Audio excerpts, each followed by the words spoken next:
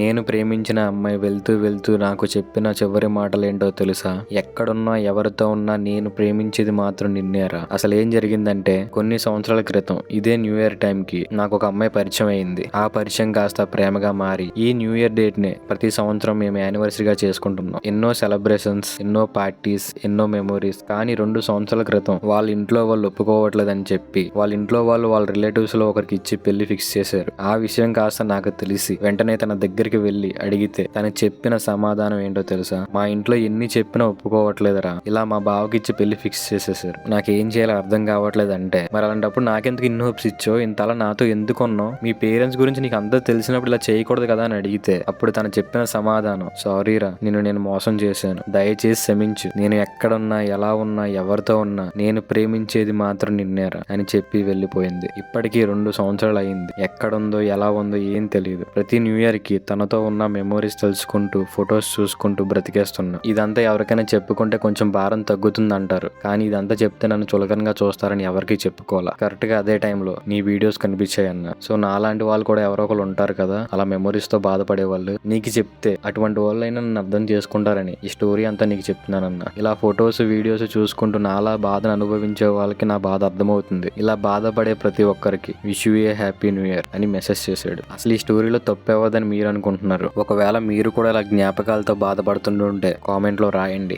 Anyway, ఏం జరిగినా మన మంచి కోసమే. Wish you A happy new year. జాగ్రత్తగా ఉండండి. మంచిది.